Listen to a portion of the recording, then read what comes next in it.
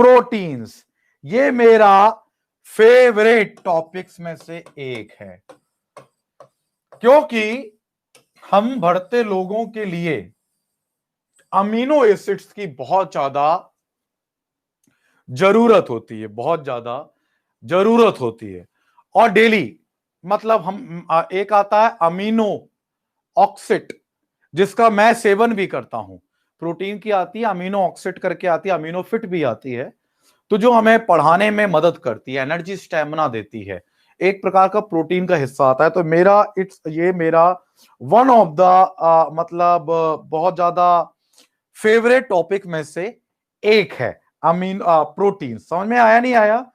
Okay, ये protein नाम है क्या? सुना सुना सा लग रहा है मुझे। कब सुना लग रहा है मुझे? यह नाम पृथ्वी पर इसकी जो उत्पत्ति हुई वो हुई 1838 में और 1839 के वो मध्य हुई।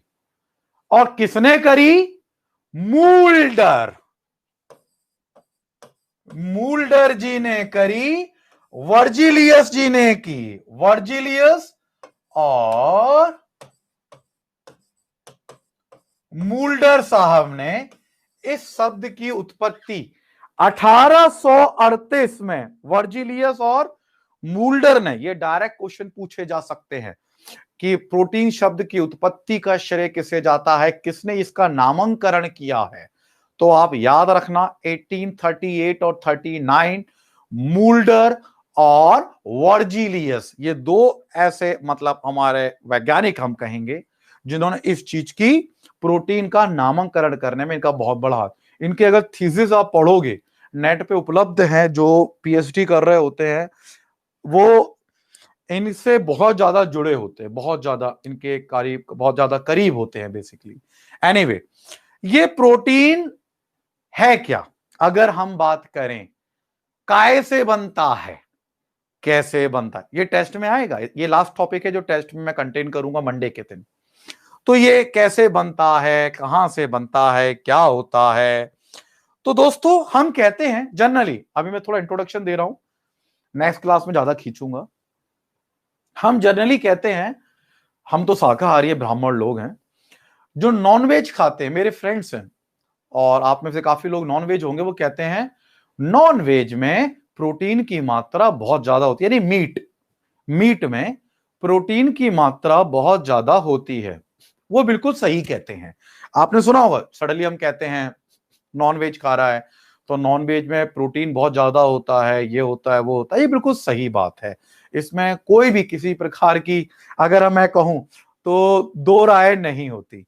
ध्यान रखना, जो जीवित होते हैं, जो जीवित होते सजीव, जो सजीव होते हैं, उनका जो शरीर होता है, जो सजीव होते हैं, सजीव मतलब जिंदा, उनका जो शरीर होता है वो बेसिकली 40% प्रोटीन से निर्मित होता है।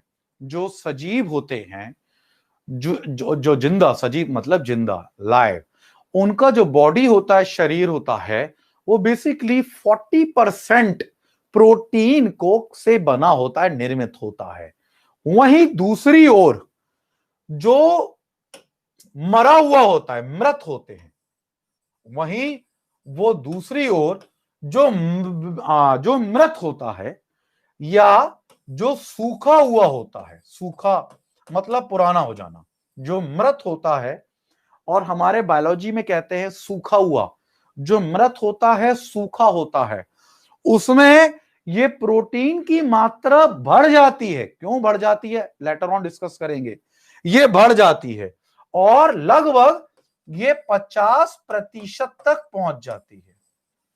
अतः ये कहना बिल्कुल सही है कि मृत शरीर का जो भोज करते हो आप लोग, नॉन वेजिटेरियन, जो बेसिकली मतलब कार्निवोरस होते हैं, जो मृत जीवों का भोजन करते हैं, तो मृत भोजों के शरीर में 50% प्रोटीन की मात्रा होती है। और जो सजीव का भोजन करते हैं, बेसिकली होते हैं सजीवों में 14% प्रोटीन की द्वारा निर्मित होता है, मात्रा होती है। दूसरी बात अगर हम कहें प्रोटीन के बारे में ही हम चर्चा करें तो कार्बन, चलो ठीक है, क्वेश्चन आया था कार्बन प्रोटीन बनाएगा, बिल्कुल बनाएगा। हाइड्रोजन प्रोटीन बनाएगा, बिल्कुल बनाएगा।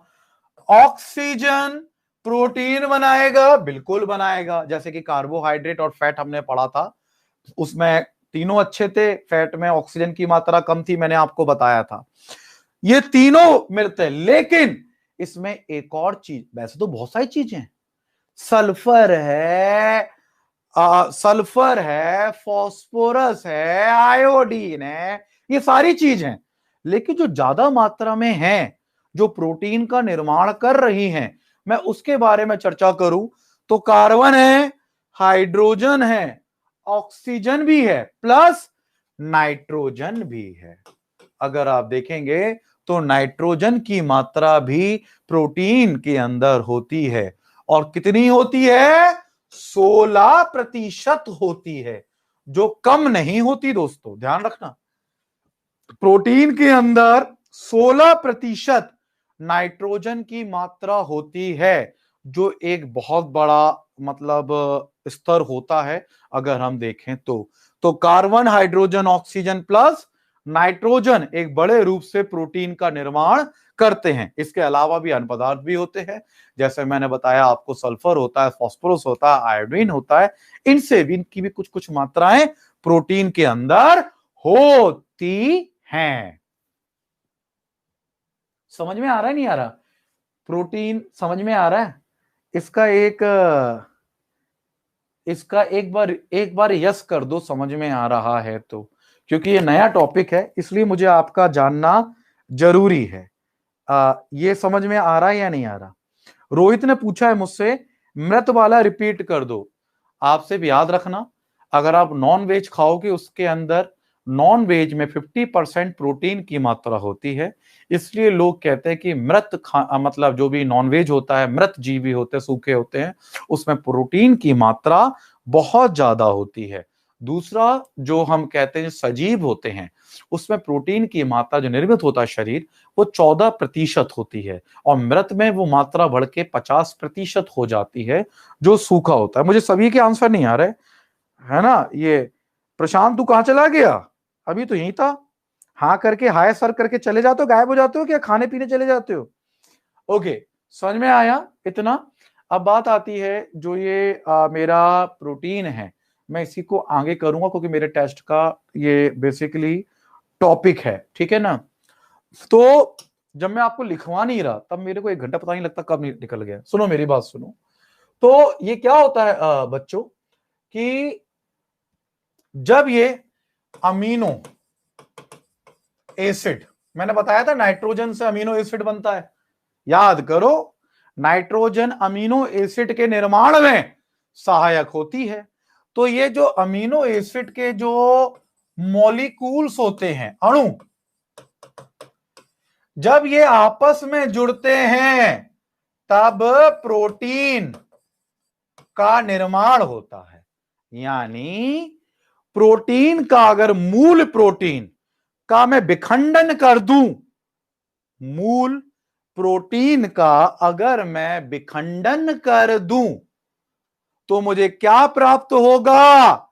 मुझे प्राप्त होगा अमीनो एसिड के मॉलिक्यूल्स, अणु प्राप्त होंगे, मेसोमर्स कहते हैं। मतलब अमीनो एसिड के जुड़ने से, अमीनो एसिड के जो मॉलिक्यूल्स, इसका जो प्रोटीन है उसका निर्माण करते हैं। ठीक है बच्चों?